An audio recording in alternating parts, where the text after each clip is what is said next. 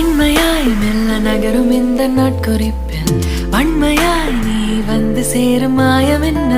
என்னவோ செய்கிறாய் நீ என்னாயுள் எல்லைகள் போலாகிறாய் காந்தமாய் என்னை ஈர்க்கும் உந்தன் அன்பு இன்று சாந்தமாய் என்னை கட்டி போடும் காலம் என்ன கேட்கிறேன் கூரடி பெண்மையே